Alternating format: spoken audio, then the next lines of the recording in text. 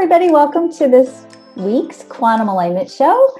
I'm Karen Curry Parker. I'm excited to have you guys here. We have kind of a interesting, juicy, kind of, potentially controversial topic to talk about today. So we're going to just keep rolling through the dialogue we've been having. What is truth, and how do you know what's true and what's not true? So here we are today, exploring what is truth. And I started this conversation with you guys because I don't know if you're having the same experience that I'm having, but when I go anywhere in the world, like social media, Facebook, not so much Instagram, but it's still kind of there a little bit, but Facebook especially, it's like every single post has a different viewpoint and a different perspective on what's going on in the world right now. And kind of sorting through all that can be really challenging, can be, hard. It's hard. That's all there is. It's hard. And sometimes trying to figure out what's really going on and trying to figure out where you stand. And I think in conjunction with that, also trying to figure out how do we work together and collaborate and co-create with people who have different perspectives and values than us, because I think that's probably the biggest challenge that's facing us right now at this place in our human journey. So today we're going to talk about control dynamics and what's really going on. I'm not going to tell you what scientific data is true or not true. And part of why I'm going to not tell you what to do is because there's an irony in human design. And that irony is you have a system, really basically a pedagogy, right? And it's a system that tells you that you're here to follow your own authority. And if you share and teach this system, there's a conundrum in trying to tell people what to believe and how to believe it, because you can't liberate people to find their own inner authority and then tell them what they've discovered is wrong, because that's problematic. So my intention for today is to have a conversation with you about what might be influencing your perception of facts and truths or not truths, denials, whatever you want to call it, and also what might be affecting other people's perceptions of facts and truths and reality, and why it's so important if we're going to do sustainable activism as a part of transforming this world into a world of just, equitable, and sustainable peace. There's some really core essential things we have to each do individually in order for us to assume our role as global change agents. We all have that one relative, right, that wants to be in charge of or control everything. We're going to be talking about control dynamics, not only on a personal level, and I'm definitely going to address it more on the personal level today, but I do want you to take a step back and also think about these dynamics more on a collective level. I want you to contemplate from perhaps a different perspective what all this movement and energy and need to be right and righteousness is that's happening out in the world. It's not what I think is going on, and what I think the source of the problem is might not be what many of us are perceiving as the problem. So let's explore this a little bit. You can't have a controller without a victim. So there is a dual dynamic going on in control and controllee dynamics. And interestingly enough, at the root of both of these behaviors is essentially the same kind of pain. Controllers aren't interested in truth. They're only marginally motivated by outcomes. What they want most of all is the feeling of power that comes from dominating others. And we're going to talk at the end of the show of how all the different ways that we get dominated, because I want you to kind of tune in to, are there some more subtle places where you're having your energy compromised? Or are you perhaps engaging in some kind of dominating dynamics because there's some kind of unmet energy need happening for you on the internal plane? Controllers make up facts, or they also make up denials, which can be gaslighting. And this is necessary to keep the other person that they're trying to dominate or control off balance, and it undermines the victim's self-confidence. If the controlling is successful, the victim usually loses their clarity altogether and begins to defer to the controller's opinions. So you kind of get, we joke a lot, we're sci-fi nerds in our house, and we're big fans of Star Trek. And I don't know if you've seen Star Trek, the new generation, where, Captain Picard gets absorbed by the Borg. So we have big jokes in our family about, don't mind him, he's been absorbed by the Borg, assimilated by the Borg. Of course, this dynamic gives the controller a hit of energy and power from the other's attention.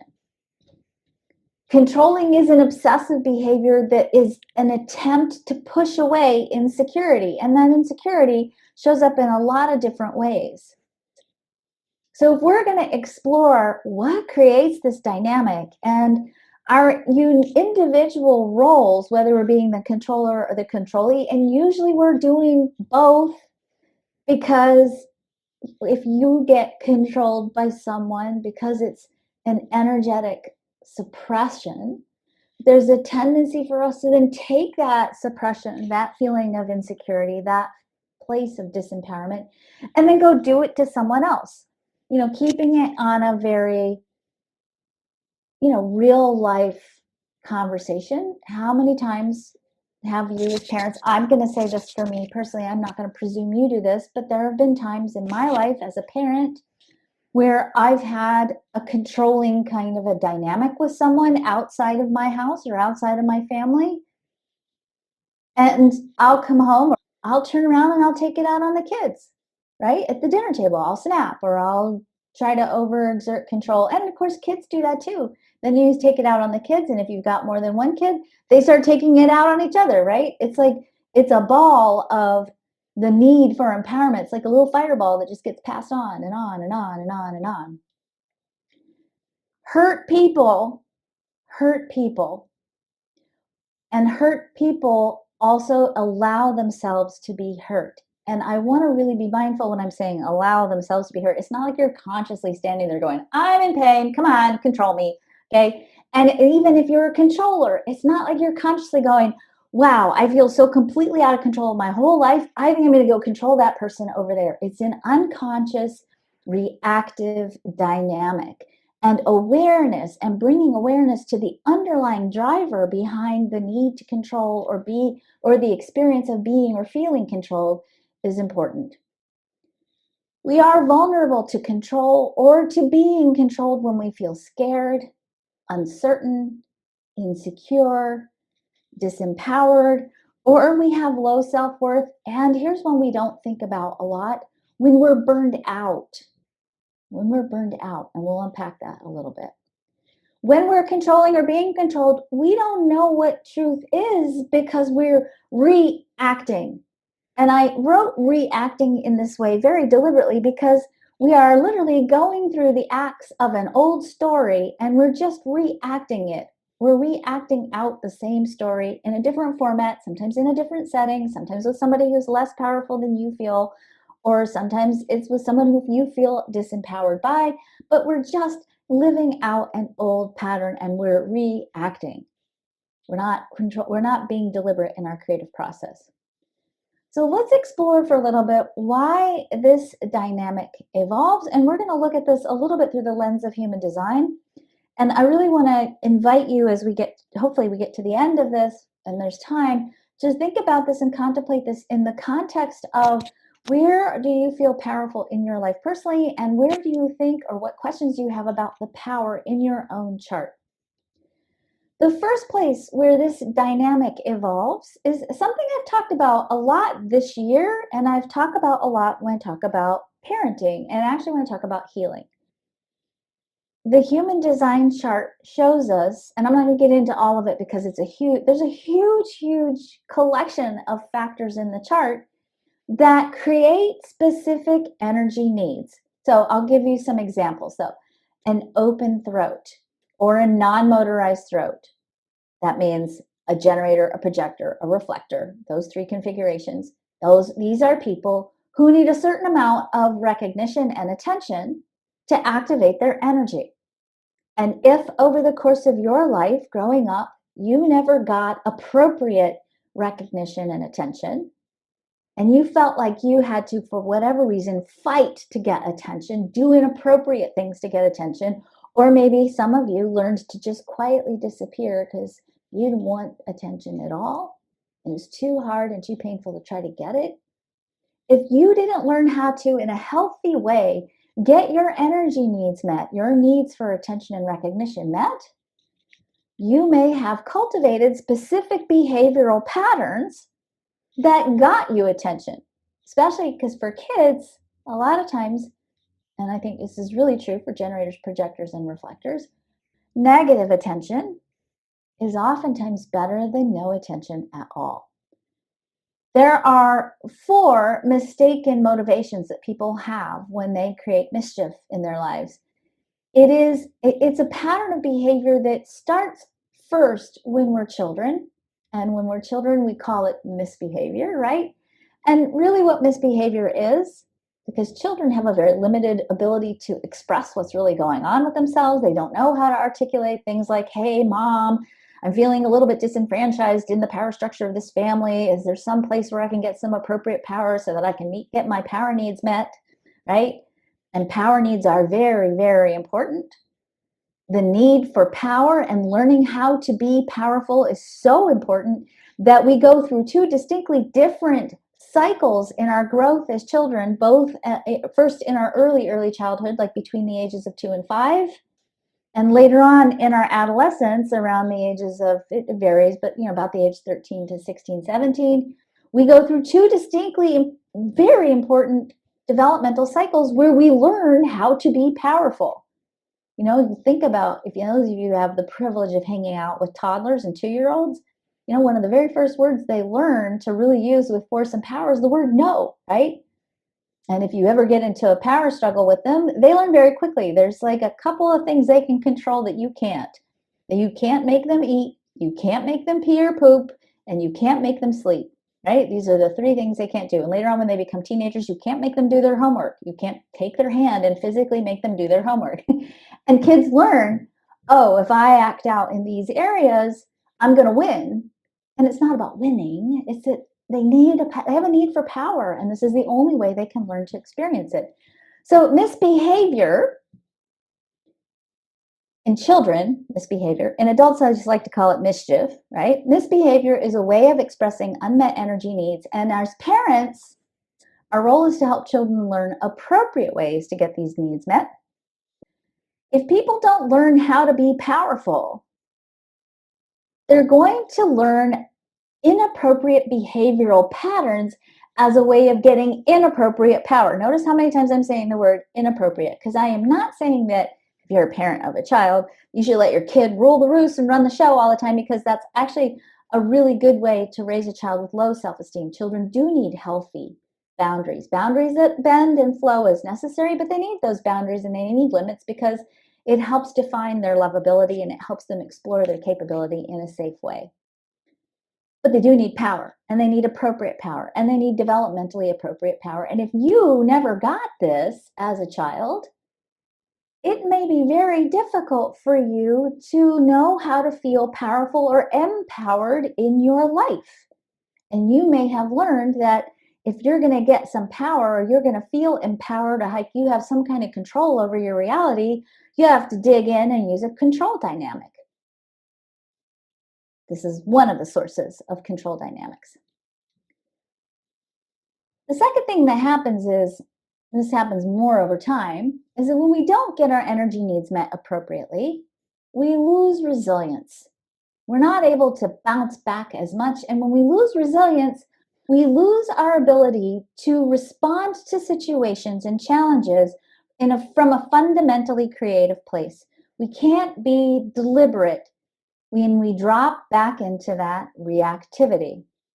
So the human design chart shows you how you process energy. And part of what the chart shows you is that the way in which you process energy helps you feel lovable, helps you feel valuable, helps you feel powerful, helps you trust yourself, helps you understand your emotional response so that you can use your emotions as a source of your creative power, helps you align with your authentic self, helps you know how to work with fears so that you can be courageous and not get stuck and trapped in fear and paralysis. And it gives you a code for how you can feel energetic and vital. And it teaches you how to make the right choices that are right for you. And every one of your charts, each and every one of you, you're going to have a different chart. There's no one size fits all formula for how you can embody these core elements of resilience. But you've got to embody these core elements of resilience if you're going to be able to tap into fundamental creativity, solution-oriented thinking, and to be able to bypass control dynamics. Now, as I say that, I want to really encourage you to not feel like, oh my God, that's silly. How am I going to do that? Right? When I tell people, you got to love yourself, people are like, really? Is there a pill for that? That's not so easy. I get it. I'm not saying that this is something you can click your heels together 3 times and poof, voila, you're powerful, valuable, lovable, self-trusting, emotionally wise, completely authentic, totally courageous, totally filled with vitality, and absolutely on track with every choice you make. That's not going to happen, especially if you're not a third value profile. It takes time. And why I'm pointing this out to you is because I want to really start a collective dialogue about how important it is to take this time to bring ourselves back up to a resilient place, because it is a core element, an essential element of creating peace in the world. So I'm going to go through these 9 resiliency keys. And I know some of you have seen this before, but I think it's a good review. And certainly a review as we go through it, for you to just, as I go through these keys, for you to contemplate, how are these keys impacting you, and where would you rank yourself? Let's say if I'm going through these, if you're going to give yourself a score, 0 being low, 10 being like, got this one handled, where would you rank yourself with these? And if you get a score that you're like, oh, I should be a 10 on this, I want you to really, really be accepting with where you are. No one gets a 10 out of 10 on all 9 of these. In fact, I'll honestly tell you, nobody gets a 10 on these. It's not even a solid target we can move towards. It's an expansive place that we grow into. And while I want you to sort of key into where you're at with it, I also don't want you to get too locked into the metric. And I really don't want you to beat yourself up for it, because this is just a place of self-awareness to help you understand what you need to do to grow yourself into a more fuller, more resilient expression of the story you're living in. The 9 resiliency keys are comprised of all of the elements in the human design chart. So if I took the entire human design chart, not just your chart, but if I took the chart as a blueprint for the archetype of humanity, this is, the chart itself contains the story of what it means to be a human being. If I took that whole chart and worded up in a blender, all the types, all the lines, all the profiles, all the centers, all the channels, all the gates, if I put all of that in a blender, I would come out with 9 core essential drivers, 9 core essential motivations that, when they operate in the highest level, create resiliency. Allow you to deliberately choose to express the highest potential of your individual chart. So that's really the source of where these resiliency keys come from. So the first resiliency key, which, again, no one has a 10 on this. No one. So if you're like, whoa, I'm a 3, that's okay. It's okay. This is not about judging yourself. It's just about getting some awareness about where you might need to shine some light on yourself. Lovability is your ability to be open about giving and receiving love. How open are you to giving and receiving love? Empowerment is the second one. Do you feel like you have control over your life? The third one is courage. Does fear keep you from fulfilling your joy? And do you know how to work with fear so that you can still take the bold, right actions that are your true actions, your truth? Decisiveness This is the one where we get kind of a hack from human design, right? It's, do you know how to choose what's right for you? This is when you know your type and your authority, your type, your strategy, and your authority. It does give you a little bit of a hack on the decisiveness key. Kind of learn to figure out how you operate in the world. Emotional wisdom. Emotions are designed to be used to cultivate a deliberate frequency of energy that calibrates the magnetic monopole, the heart center, that in the highest expression creates a state of heart coherence and influences what you attract into your life. We are designed to learn how to deliberately harness and maintain and sustain a frequency of emotional energy over time. And when we know how to work with our emotional energy, it influences what we create. If we don't know how to deliberately harness this energy, we end up being reactive. When somebody says something to us or does something to us or tries to control us, or we feel like we're being controlled by someone, this is that place where we blow up sometimes, or we get into a power struggle, right? But an emotional power struggle, not a power struggle. Self-trust is your ability to trust yourself, your own connection to your own intuition. We talked about that last time a little bit when we talked about how to know truth. Self-trust is knowing how to trust yourself and trusting that you know what you know. Vitality is the full embodiment of your life force energy that sustains you and helps you be able to do the things you need to do in your life. Vitality means you're fully embodying the life force that is yours to embody in the way in which you carry yourself from a day-to-day level. Authenticity is fully expressing who you are and feeling like you're safe and it's okay to express who you are out into the world. And last but not least, and again, everyone struggles with this one too, and I think that part of that is because this particular energy is under a tremendous amount of evolutionary pressure right now. We are shifting values and what we consider to be valuable. And because of that, the way in which we're measuring value is changing. And our sense of value, consequently, is changing, including our personal sense of value. And hopefully, we're all beginning to grow into a much more expanded sense of self-worth. Self-worth is your ability to really know your value and to live as if you are precious and valuable, as if you are a cosmic once-in-a-lifetime event, which you are.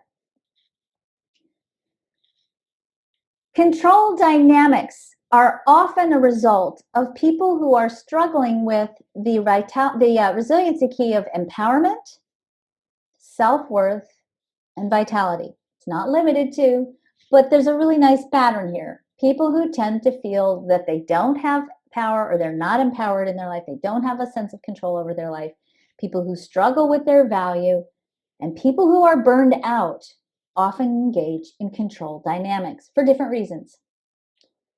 So if you are struggling with the resiliency key of empowerment, let's talk about this one for a minute. Empowerment is the feeling like you have control or at least influence over your life. And if you feel like life is happening to you and you're totally out of control of what's happening, you may be struggling with feeling powerful. I would say that on a collective level, that's probably all of us on some level this year. It probably feels to most of us that life is a little crazy and a little bit unpredictable right now. And this seems to just keep going and going and going.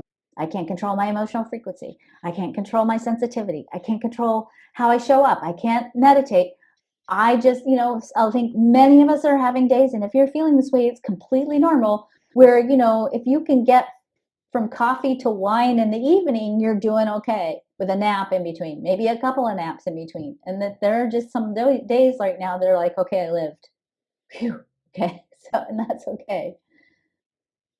Empowerment, or the theme of empowerment, is most often associated with these four centers: the will center, the sacral center, the emotional solar plexus, and the root center.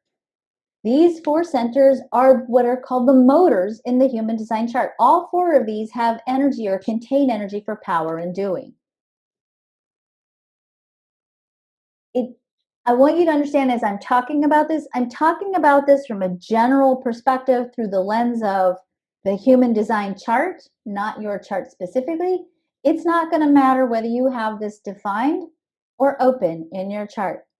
You have the potential either way to live out the high or the low aspect of your definition or your openness.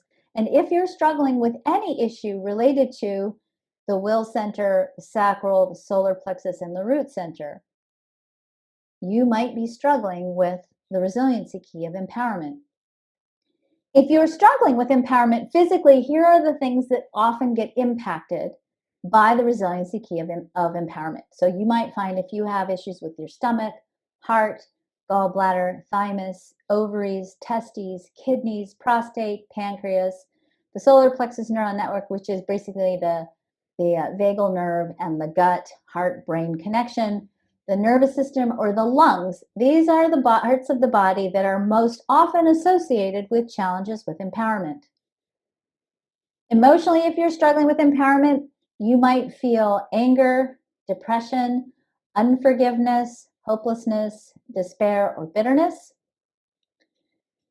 You might find yourself saying to yourself in some way, shape, or form the phrase, I feel powerless to create what I want in my life. I use power, or I overuse power because I feel powerless, so I try to overpower others.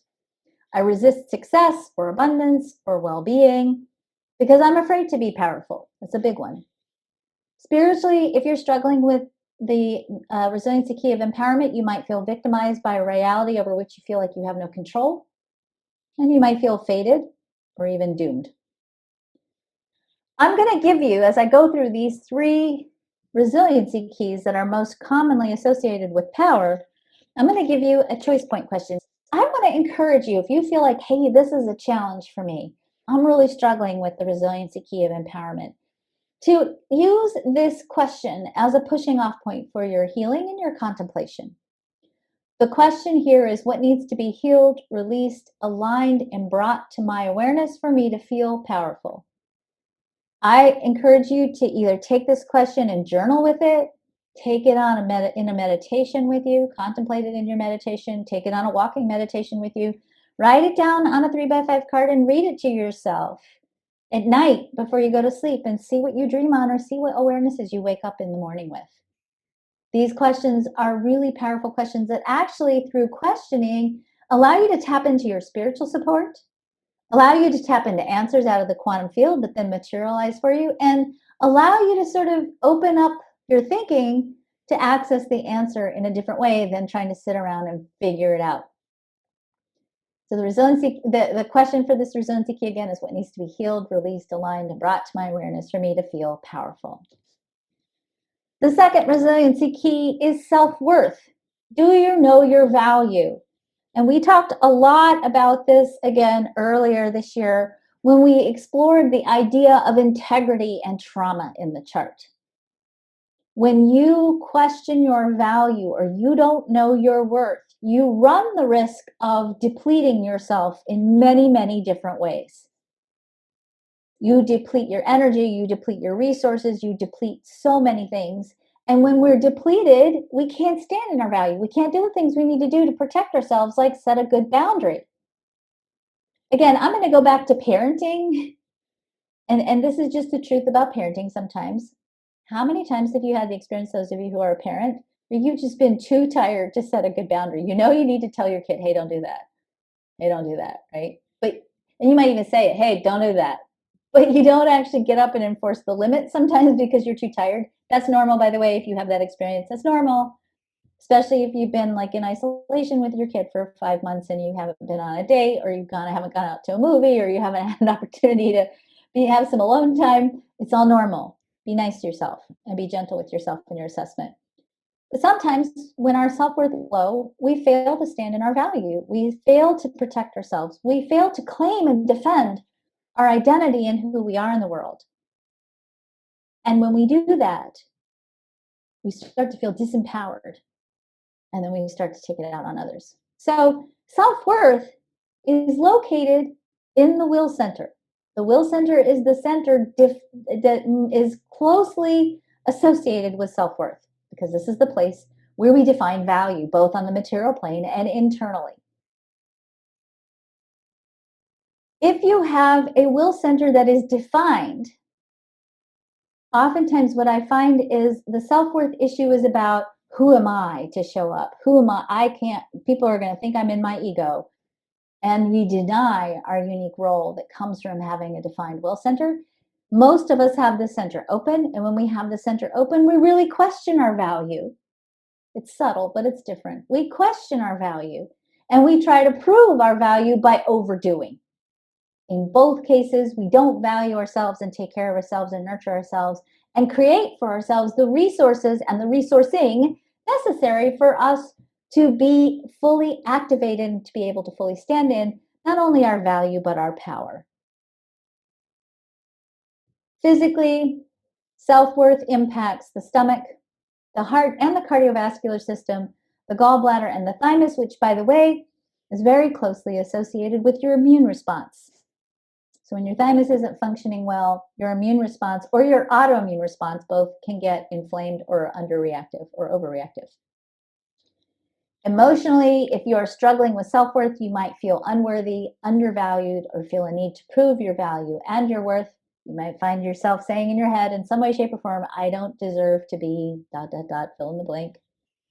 Spiritually, if you are struggling with self-worth, you might feel like your efforts determine your value. So you measure yourself based on how much effort you've exerted.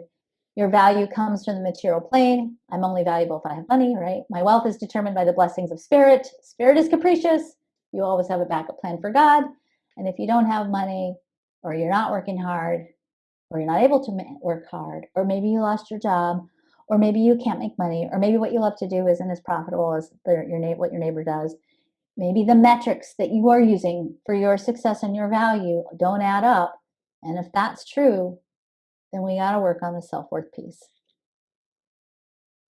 The choice point question for self-worth is what needs to be healed, released, aligned, and brought to my awareness for me to fully express my value. Last but certainly not least of the resiliency keys, vitality. Vitality is that embodiment of life force energy, right? When we are struggling with vitality, we are burned out. We don't have any energy to bring to the plate, to the table. We have energy to bring to our lives, right? And when we can't take action because we're too tired, first of all, there's a whole domino effect of then not taking care of your self-worth, right? And then all of a sudden, you're making other choices that are not bringing you into alignment with your authentic self. Suddenly you're not powerful, or maybe you're overcompensating for feeling powerless because now your body's not cooperating. The other thing that happens with vitality is when we feel burned out, there's a tendency for us to project onto other people that they should be helping us, right? They should be doing for us. But we oftentimes fail to ask for that assistance because we don't value ourselves enough and we don't think we're worthy, right?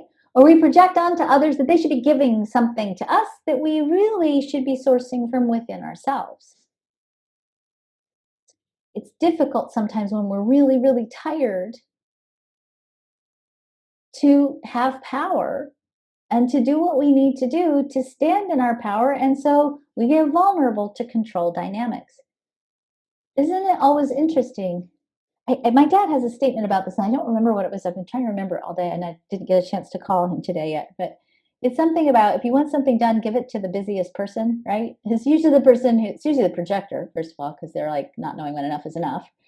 And secondly, it's usually the person that has gotten into a control dynamic of doing for everybody else, right?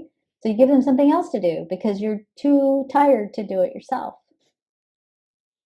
And if you are the other side of the control dynamic, maybe you're trying to prove your value by how much you do. It's not necessarily a vitality issue, but a self-worth issue in that case. So vitality is most often associated with the root center. Are you under pressure, or are you waiting for that root pulse if it's defined? With the sacral, are you not responding if you have a defined sacral? Are you not knowing when enough is enough if you have an open sacral? With the will center, if you're pushing too hard, not taking care of yourself, not valuing yourself, if you're not using your throat center correctly, if you're not creating the world in the way that's right and aligned for your type. I might also add to this, I think it's totally okay to add the solar plexus to this too. I think you can emotionally burn yourself out. Physically, if you're struggling with Vitality, it may impact the thyroid and the parathyroid, causing your entire endocrine system to crash, including your adrenals, stomach, heart, gallbladder, thymus, ovaries, testes, and, as I said, adrenal glands.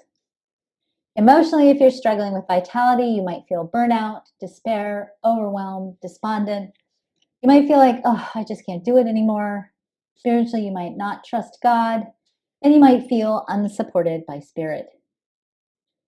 Our choice point question here is what needs to be healed, released, aligned, and brought to my awareness for me to feel vital in my body.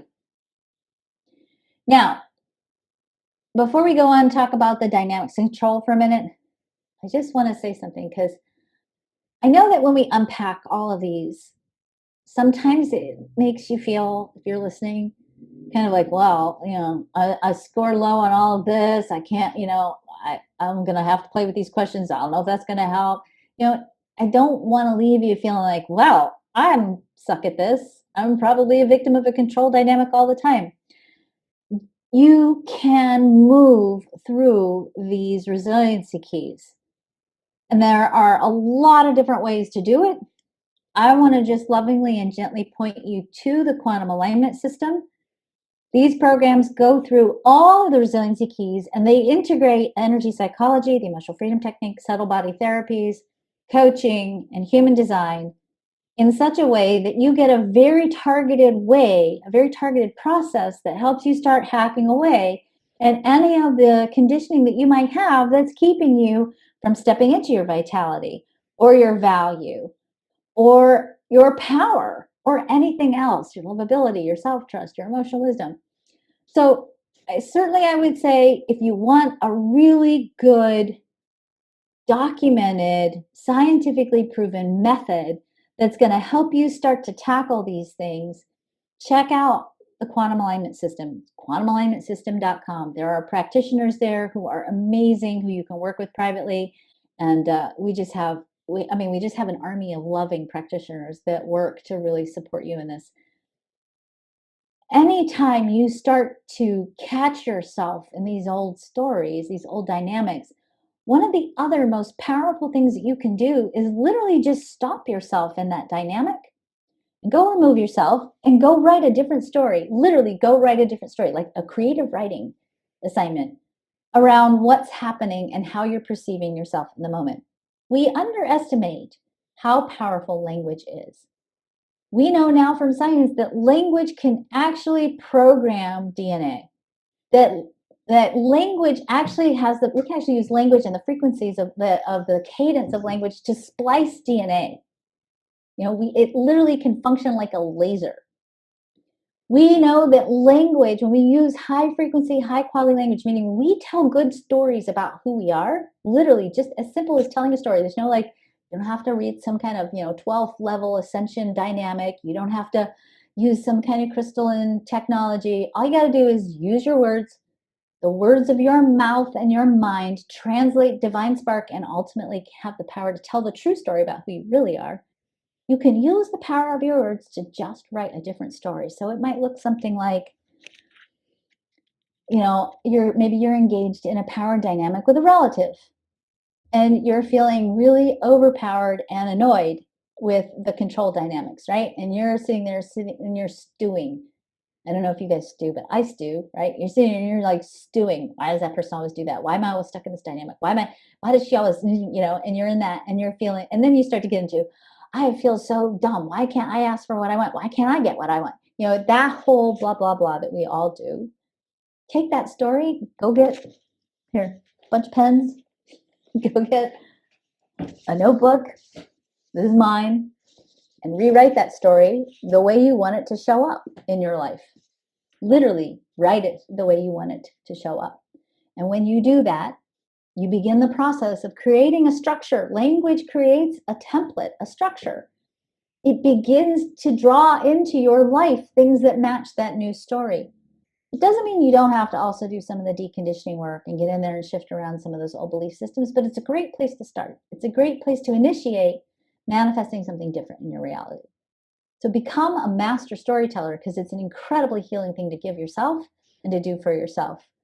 And certainly, I would say the human design chart shows us we're like the human design year is split into 4 quarters. The second quarter, the entire thing we do for the entire second quarter is we rewrite language. We use the power of language to build a structure for what we're going to manifest. Your words are important, and it's really our language and our words that set us apart as living beings that are very different than other living beings. We are the only living beings on the planet that have the ability to translate divine inspiration into language. And if you're using that translation to tell a story that's not true about who you are, start first with the translation. Okay, the dynamics of control.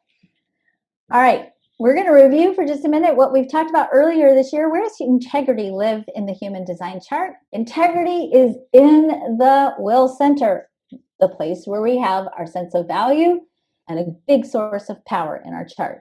The gate 26, the gate of integrity, is associated with the thymus gland, meaning if you get out of integrity, it impacts your immune system and your immune response. There are 5 kinds of integrity in the human design chart, meaning if you are out of alignment with yourself, if you're not feeling powerful, because being powerful is a part of the true story of who you are designed to be powerful, you might experience breaches in integrity in these 5 key areas. You might have a physical breach of integrity, meaning your immune system won't work and your body will let you know that, hey, this isn't working for me. You might have a breach in resource integrity, meaning it actually could impact your finances, your material wealth, your information, your knowledge, what you have. It can impact your identity, meaning if you have any kind of a breach in integrity, you might feel like you can't be who you are in the world and you have to compromise who you are or how you show up for your life. That's devaluing yourself, by the way. You might feel like, oh, you might have to choose amoral or immoral actions. You might feel like, oh, I can't do the right thing because it puts me at too much risk. I can't be transparent. I can't own that I made a mistake. Or maybe I have to use this sort of subtle manipulative way of getting what I want because I don't think I'm valuable enough to just get what I want because I exist. And the last one, you might feel like you have to compromise your energetic integrity. You might have to force yourself to show up with energy you don't have for something that you committed to or something that you need to do because you think it's going to prove your value to someone else. Any of these breaches in integrity can lead to exhaustion and burnout, can lead to feeling disempowered, and can lead to low self-worth. We control with the gate 21. The gate 21 in quantum human design is called the gate of self-regulation. If you have this defined, it does mean that the theme of control is part of your soul and your life curriculum. You're here to learn about control. That doesn't necessarily mean you are controlling or that you are a control freak. It means that the theme of control is a big part of what you're here to learn and master in this lifetime. If you are out of integrity with your value, if you feel disempowered, or if you are struggling with burnout, you might experience the need to control or be controlled, or you might have the experience of controlling or being controlled in one of these 5 core areas. Physical control, resource control, meaning you might try to control somebody physically or you might feel physically controlled. Resource controlled, meaning you might want to control resources, money, etc., or you might feel like your money, etc., is being controlled. You might want to control somebody else's identity. Oh, you can't do that, or we don't do that, right? Or you might feel like your identity is being controlled by someone else. You might feel like you're being morally controlled. Maybe you're being forced to follow somebody else's code of ethics or lack of code of ethics, or you're being victimized by somebody else's lack of code of ethics or morals. Or you might feel energetic control. Somebody's forcing you to do something you don't want to do, or something you don't have the energy to do, or something you don't feel like you can resist. Or you might feel like your energy is being controlled by somebody else. Or you might feel like you have to control other people's energies because you're too tired to find your own, right? I'm going to give you a summary of everything we've talked about because I want to give us a big picture perspective. Number 1, you can't know what's true if you're struggling with your self-worth, vitality, and sense of empowerment because you're going to be reactive in your perception of the world. and you're going to be reacting from your trauma. Number 2, to heal control dynamics, we have to start first with ourselves. The more you heal yourself, the more you don't need to be in a control dynamic, because you will be strong in your own sense of value and feel secure.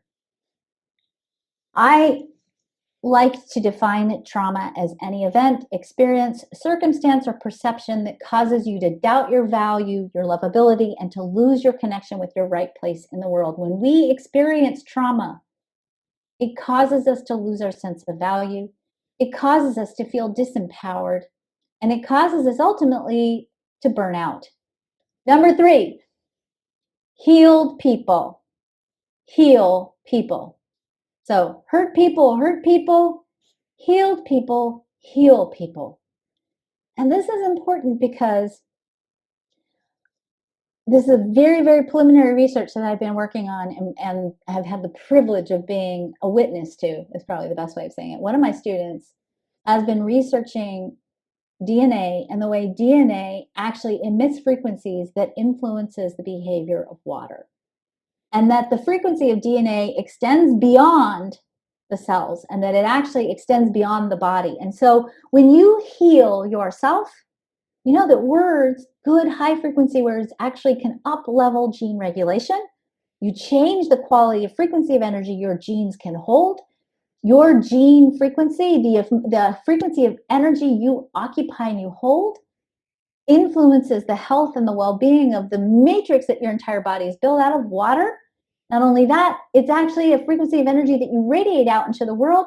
And we know from physics that higher frequencies of energy entrain lower frequencies of energies, meaning when you do the work to heal yourself, elevate your frequency of energy, use language and tell good stories and heal your sense of empowerment, your sense of self-worth, heal your vitality. When you do that work, not only do you heal yourself, you actually heal other people. Healed people heal people. Hurt people hurt people. Healed people heal people. We have an obligation, I believe. This is the very first step. It's not the only step, but it is the very first step that we have to take if we're going to become global change agents. So we've got to heal our own trauma.